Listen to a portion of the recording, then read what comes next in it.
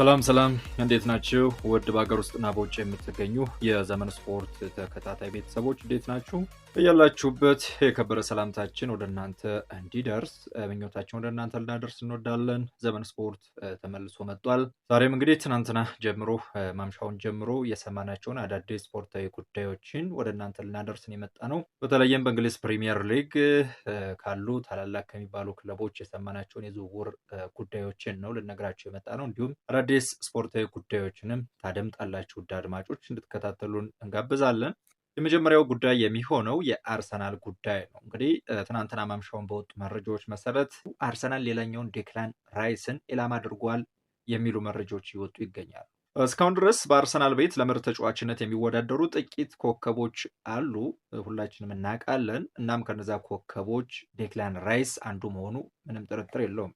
ያለፈው የውድድር ዘመን በተጫወተበት የግራ 8 ቦታ ላይ የአጥቂ ስጋት ከመሆኑ በላይ ዝነኛ የነበረበትን የመከላከል ብቃትን በማሳየት ድንቅ መሆኑንም አሳይቷል። የተጫዋች አሁንም ለአርሰናል እንዴት አይነት መሰረት የሆነ ተጫዋች እንደሆነም እናውቃለን።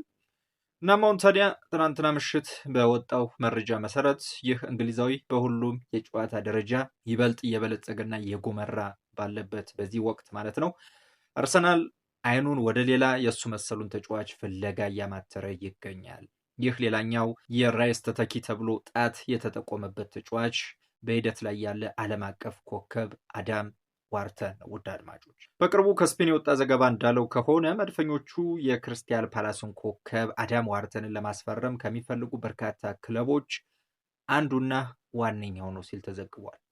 ዘገባው እንዳመለከተው ከሰሜን ለንደኑ ቼልሲ፣ ሊቨርፑል፣ ማንቸስተር ዩናይትድ ይህንን የ21 ዓመቱን ተጫዋች ለማስፈረም እየተሽቀዳደሙ የሚገኙ ክለቦች እንደሆኑ ታውቋል። ከነዚህም ግን ውጪ በስፔኑ የሚገኘው ኃያሉ ክለብ ሪያል ማድሪድም ጉዳዩን በቅርበት እየተከታተለው እንደሚገኝም ለማወቅ የተቻለ። እንግዲህ ተመልከቱት፣ ይህንን ድንቅ ወጣት የወደፊት ተስፋ የሆነን ተጫዋች እንዴት ያሉ ታላላቅ ክለቦች እየተመለከቱት እንደሆነ። ሆኖም መድፈኞቹ ግን ይህንን ከባድ ውድድር በማሸነፍ ኮከቡን የግላቸው ለማድረግ ቢያንስ ወደ 100 ሚሊዮን ፓውንድ የሚጠጋ ገንዘብን ማቅረብ ይኖርባቸዋል። በማቅረብም ለማሳመን መሞከር እንዳለባቸው ተነግሯል። ውድ አድማጮች የሁሉ ሲሆን የዋርተን ታላቅ ችሎታና እምቅ ችሎታ በተለይም በዚህ ወር ለሀገሩ ኢንተርናሽናል ጨዋታውን በሚያደርግበት ሰዓትም ይበልጥ ጎልቶ ሲታይ እንደነበረ አይተናል አይደለ?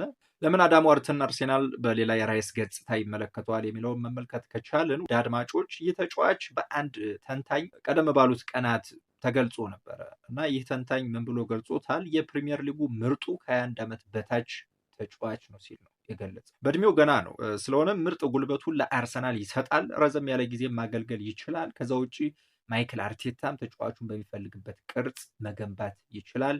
እንደ ዴክላን ራይስ ለአርሰናል ወሳኝ የሆነ ተጫዋች ሊያደርገውም ይችላል ማለት ነው። ስለሆነም አርሰናል በጥር ወር ዋርተንን ወደ ኤምሬትስ ቢያመጣ ከሌላ የፕሪሚየር ሊግ ክለብ ልምድን ማግኘት ብቻም አይደለም፣ ከፍተኛ ደረጃ የተሰጠው ተጫዋችን ማግኘት ለአርሰናል የወደፊት የተሳካ ጉዞ ድልድይ እንደማበጀት ነው የሚቆጠረው። ውድ አድማጮች እናም አርሰናል ይህንን ካሳካ በ3 ዓመት ጊዜ ውስጥ ለሁለተኛ ጊዜ 100 ሚሊዮን ፓውንድ ለዝውውር ማውጣቱን ያረጋግጣል ማለት ነው። እነን እንግሊዝ ኢንተርናሽናል ከናሽናል የቡድን አጋሩና ከቀድሞ የዌስትሃም ኮከብ ጋር የሚያመሳስለው ምንድን ነው ካልንም ከዴክላን ራይስ ጋር ማለት ነው። የመጀመሪያው እንደ ራይስ ሁሉ ተጫዋቹ ከፍተኛ ደረጃ ተሰጥቶታል። የቀድሞ ስካይ ስፖርት ተንታኝ ማቲው ስታንገር ስለዚህ ተጫዋች ሲናገርም የዘመኑ ባለተሰጥኦ የሚል ስምን ነው የለጠፈበት። ውድ አድማጮች እንዲሁም አንድ የኮንካካፍ ቢ የምስክር ወረቀት ያለው አሰልጣኝም ሲናገር ልክ እንደ ፖል ስኮልስ እና ሚኬል ካሪክ አይነት እጅግ በጣም ጥሩ ጥልቅ የእንግሊዝ አማካኝ ሲለውም ተደምጧል። ውድ አድማጮች ይህ በእውነቱ የላቀ ውዳሴ ቢሆንም ከየት እንደመጣ ለማወቅ ቀላል ነው። ያሳያቸው ቁጥራዊ መረጃዎች ተገምግመው ነው እንዲህ አይነት ከአሰልጣኞች እና ከአንዳንድ የስፖርት ባለሙያዎች እንዲህ አይነት ስም የሚሰጣቸው አንዳንድ ድንቅ ተጫዋቹ በጥልቀት ከመከላከልና የኋላ አራቱን ከማገዝም ያለፈ በጣም ብዙ ነገር ማድረግም እንደሚችል ተመስክሮለታል። ውድ አድማጮች የዋርተን ስካውቶች የሰጡትን ሪፖርትም ከተመለከትን ውድ አድማጮች ይህ ተጫዋች ስታቲክሱን ስንመለከት በየ90 ደቂቃ ፐርሰንታይሉን ነው የምነግራችሁ ቁልፍ ኳሶችን ወይም ኬ ፓሶችን 2.07 ማድረግ ይችላል። በዚህም ካሉት ተጫዋቾች ቶፕ 4 ወይም ቶፕ አራተኛ ደረጃ ላይ መቀመጥ የቻለ ተጫዋች ነው።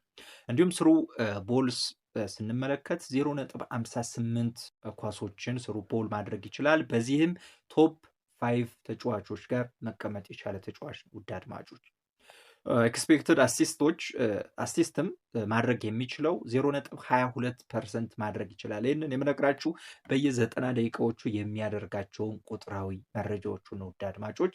በዚህም ቶፕ 6ኛ ላይ መቀመጥ ይችላል ውድ አድማጮች። እንዲሁም ኮርነር ኪኮችን ስንመለከት 1.29 ማድረግ ይችላል። በዚህም ቶፕ 7ኛ ላይ መቀመጥ የቻለ ተጫዋች ነው። በዚህም እንዲሁም ሾቶችን ክሬት በማድረግ 3.75 ተሰጥቶታል። በዚህም ቶፕ 10ኛ ላይ እንግዲህ ይህ ተጫዋች አንደኛ ገና ነው፣ በእድሜው ለጋ ነው፣ ክሪስታል ፓላስ ላይ የሚገኝ ተጫዋች ነው። እንደዚህም ሆኖ ግን ቁጥራዊ መረጃዎቹን እየሰማችሁ ካላችሁ እጅግ የሚገርም ነው። እናንተም ገብታችሁ እስኪ የልጁን ፕሮፋይል ማገላበጥና ማወቅ ትችላላችሁ።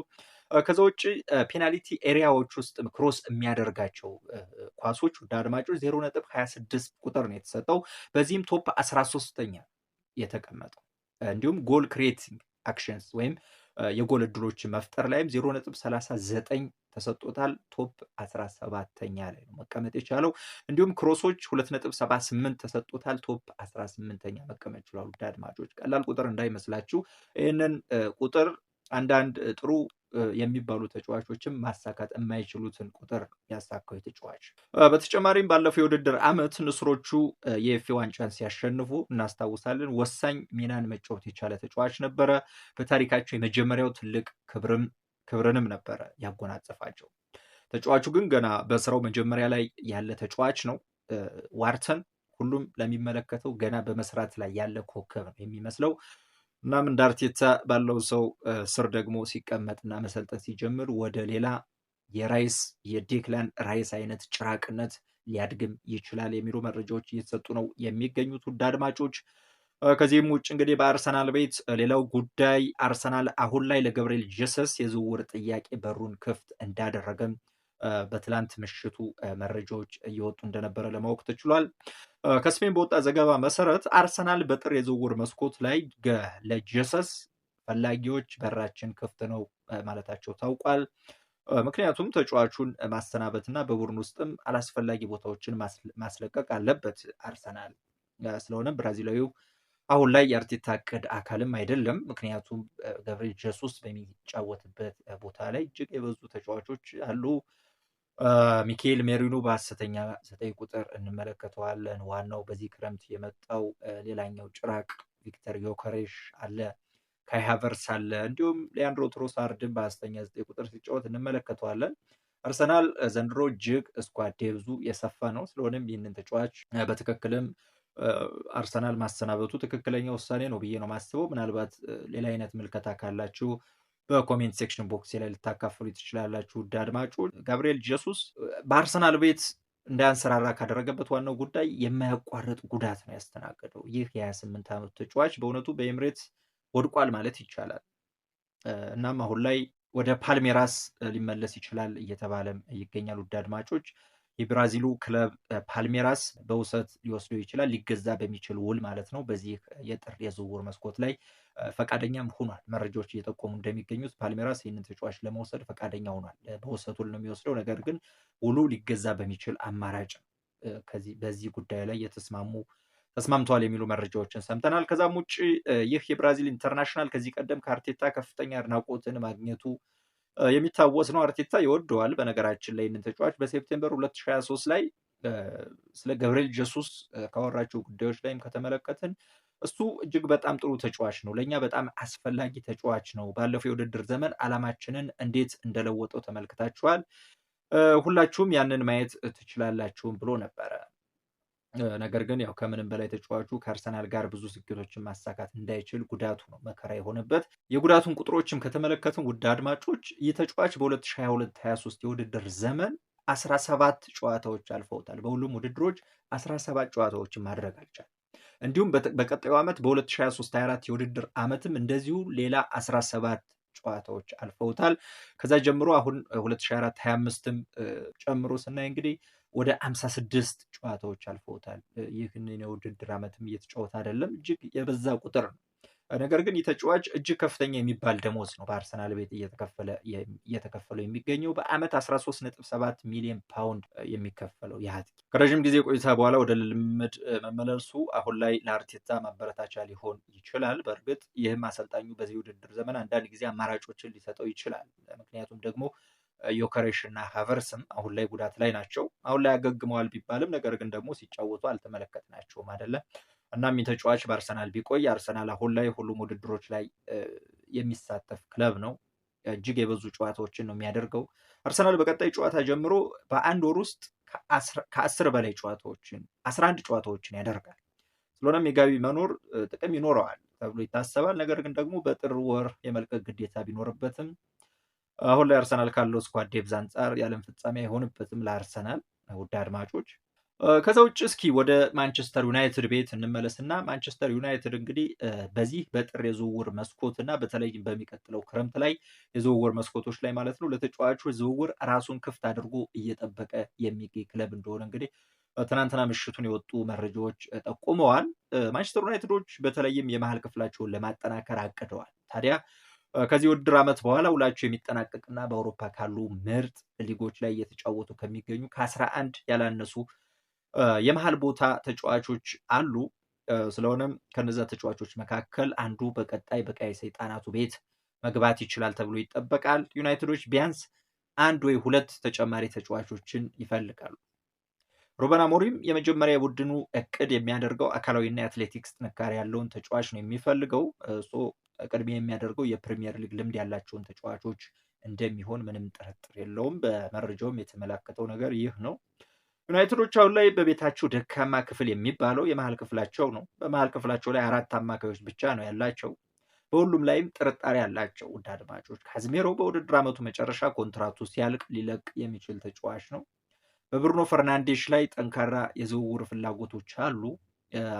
ወቅታዊ አቋሙም እየዋዠቀ የሚገኝ ተጫዋች ነው። በእርግጥ እሱ ብቻ አይደለም፣ የክለቡ ወቅታዊ አቋምም ጥሩ አይደለም። ኮቢ ማይኖም በቂ ጨዋታ ጊዜ እያገኘ ባለመሆኑ ደስተኛ አይደለም አሁን ላይ። እንዲሁም ኢማኑኤል ኡጋርቴ ከ1 ዓመት በፊት የተቀላቀለ ተጫዋች ነው። ነገር ግን ለቦታው እየታገለ የሚገኝ አይነት ተጫዋች አሁንም ድረስ ትክክለኛ ቦታው ማግኘት አልቻለም። ቋሚ ሆኖ እየተጫወተ አይደለም። ስለሆነም ለዝውውሩ ጠንከር ብለው ይገባሉ። በተለይም ዩናይትድ በዚህ ዓመት በደንብ ታግሎ ለአውሮፓ ውድድር ብቁ የሚሆን ከሆነ ተጨማሪ ቢያንስ 2 አማካዮችን በቡድኑ ይጨምራል ተብሎም ይጠበቃል። ኢላማ ሊያደርጋቸው የሚችላቸውን ተጫዋቾች መመልከት ከቻልን ውድ አድማጮች የመጀመሪያው የሚሆነው ተጫዋች የብራይተኑ ካርሎስ ባሌባ ነው። ባሌባ በሩበን አሞሪም እንደ ፍጹም አማካይ ተደርጎ እየተቆጠረም የሚገኝ ተጫዋች ነው። በክረምት የዝውውር መስኮትም ይህንን ተጫዋች ሩበን አሞሪም ሊያስፈርመው ፈልጎ ነበረ። ጥሩ ሂደቶችንም አድርጎ ነበር፣ ነገር ግን ማሳካት አልቻለም። ለሚቀጥለው ክረምትም ለዝውውር ቅድሚያ ከሚሰጣቸው ተጫዋቾች የመጀመሪያው እንደሆነ ለአዘዋዋሪ ባለሙያዎች ሪፖርት መደረጉን የተሰማው ውድ አድማጮች። ሁለተኛው ተጫዋች የክሪስታል ፓላሱ አዳም ዋርተን ነው። ዋርተን ራሱን በፕሪሚየር ሊጉ ካሉት ምርጥ አማካዮች አንዱ አድርጎ ያቋቋመ የሚገርም ተጫዋች እንደሆነ ሁላችንም እናውቃለን። ከፓላስ ጋርም አሪፍ የውድድር ዓመትን አሳልፏል። እያሳለፈም የሚገኝ ተጫዋች ነው። ዩናይትዶች ይፈልጉታል፣ ነገር ግን የእሱ ፍላጎት እስካሁን አልታወቀም። ጥሩ አይሆንም የሚል ግምቶች ግን እየተሰጡ ነው የሚገኙት ውድ አድማጮች። ሌላኛው የኖቲንግሃም ፎሬስቱ ኤሊየት አንደርሰን ነው። አንደርሰን በዩናይትድ ቤት ይደነቃል፣ በጣምም ይፈለጋል። ነገር ግን እሱን ለማስፈረም እጅግ ከፍተኛ የተባለ የክለብ ሪከርድ የሆነ ገንዘብ እንደሚያስፈልግ ክለቡም ያውቃል፣ ማንቸስተር ዩናይትድም ያውቃል።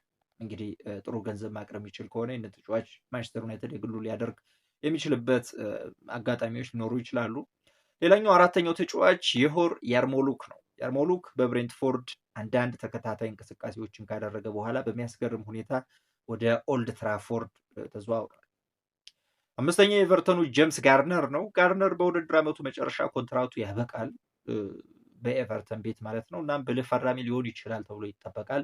የክለቦችን አካዳሚ የሆነ ሪከርድ የሆነ ገንዘብን ይሰብራል ተብሎ የሚጠበቅም ተጫዋች ነው። በነገራችን ላይ ማንቸስተር ዩናይትድ ይህንን ተጫዋች ካስፈረመው ከአካዳሚ ተጫዋቾች የተሸጠ እጅግ ከፍተኛ ገንዘብ የወጣበት ተጫዋች ተብሎ ሊመዘገብ ይችላል። ሌላኛውና ስድስተኛው ተጫዋች የቼልሲው አንድሬ ሳንቶስ ነው። ይህንን ተጫዋች ቀደም ብለውም ለማዘዋወር ፈልገው ነበረ ማንቸስተር ዩናይትዶች፣ ነገር ግን ቼልሲዎች እሱ አይሸጥም ብለው ጽኑ አቋማቸውን ማሳየታቸው ይታወሳል። ስምንተኛውና ሌላኛው ተጫዋች አንጀሎ ስቲለር ነው። ስቲለር በዩናይትድ የዝውውር ራዳር ውስጥ የሚገኝ ተጫዋች ነው። በውድድር ዓመቱ መጨረሻም በእንቅስቃሴ ላይ እንደሚሆን ይጠበቃል። 9ኛው የአትሌቲኮ ማድሪዱ ኮኖር ጋላገር እንግዲህ ለዩናይትድ አማራጭ ሆኖ ይቆያል ተብሎ የሚጠበቅ ተጫዋች ነው። እናም ብዙ የፕሪሚየር ሊግ ልምድን ያመጣል ተብሎ ይጠበቃል። እድሜው ጥሩ የሚባል እድሜ ነው ማለት ዝቅተኛም አይደለም ከፍም ያለ አይደለም። ነገር ግን እጅግ ከፍተኛ ልምድ ያለው ተጫዋች ነው። ጥሩ ክለቦች ላይ ተጫውቷል። ስለሆነም ለዩናይትድ ጥሩ ልምድ ያለው ተጫዋች ይሆንለታል ተብሎ ይጠበቃል። 10ኛው ሩበን ኔቬስ ነው። እንግዲህ የአልሂላሉ ኔቬስ በውድድር ዓመቱ መጨረሻ ኮንትራቱ ያበቃል በአልሂላል ቤት። ስለሆነም ለዩናይትድ ጥሩ ተጨማሪ ሊሆን ይችላል ተብሎ ይጠበቃል። 11ኛውና የመጨረሻው ተጫዋች የባየር ሙኒኩ ሊዮን ጎሬስካ ነው። ጎሬስካ እንግዲህ በነፃ ወኪል የሚገኝና ለዩናይትድ የሚመጥን ሌላ ተጫዋች ነው ተብሎ ከሚጠበቁ ተጫዋቾች መካከል እነዚህ ናቸው ማለት ነው። ውድ አድማጮች ወደ ሌላ ጉዳይ ስናልፍ እስኪ ወደ በርንማውዝ ቤት እንሄድና አንድ ጉዳይ እንመልከት። በርንማውዝ አንቷን ሴሜንዮን እንግዲህ የክለቡ ኮከብ የፊት መስመር ተጫዋቻቸው ነው። ነገር ግን በጥር ወር ሊሸጥ ይችላል እየተባለ መረጃዎች እየወጡ ይገኛሉ። በርንማውዝ በጥር የዝውውር መስኮት ጋናዊውን የፊት መስመር ተጫዋች አንቶይን ሴሜንዮ ለመሸጥ ሊገደድ እንደሚችል ነው የተገለጸው። ተጫዋቹ በኮንትራቱ ውስጥ በጥር የዝውውር መስኮት 65 ሚሊዮን ዩሮ የውል ማፍረሻ ክፍያ እንዳለው ተነግሯል። ከፍተኛ የሆነ የውል ማፍረሻ ገንዘብ ነው የውል ማፍረሻው። በሚቀጥለው ክረምት በተመሳሳይ ይህ የውል ማፍረሻ የሚኖር ቢሆንም ነገር ግን የገንዘብ መጠኑ ከዚህ ዝቅ ሊል እንደሚችል ተዘግቧል። ይህንንም ተከትሎ በርንማውዝ ተጫዋቹን ክረምት ላይ ባነሰ ገንዘብ ላለማጣት ሲል ምናልባትም በጥር ወር ለመሸጥ ሊገደድ እንደሚችል ነው የተገለጸው። ተጫዋቹን እስከ ውድድር ዓመቱ መጨረሻ የመልቀቅ ፍላጎት ግን የለውም በርንማውዝ። በጥር የሚሸጠው ከሆነ ተጫዋች ማፈላለጊያ ጊዜ እንደሚፈልግም ተነግሯል። ይህንን ተጫዋች አንቷን ሴሜንዮ ሊቨርፑል፣ ማንቸስተር ሲቲ እና ቶተንሃም ይፈልጉታል። ስሙ ከነዚህ ክለቦች ጋር እየተያያዘ የሚገኝ ተጫዋች ነው። ውድ አድማጮች እንግዲህ ከዘመን ስፖርት የዕለቱን አዳዲስ ስፖርታዊ ጉዳዮችን እዚህ ጋር እንቋጫለን። እስኪ ሁላችሁም ዘመን ስፖርትን ሰብስክራይብ፣ ላይክ እና ሼር አድርጉና በየዕለቱ የምለቃቸውን አዳዲስ ስፖርታዊ ጉዳዮችን እንድትከታተሉ ጋብዛለሁ። ሰናይ ጊዜ እመኛለሁ።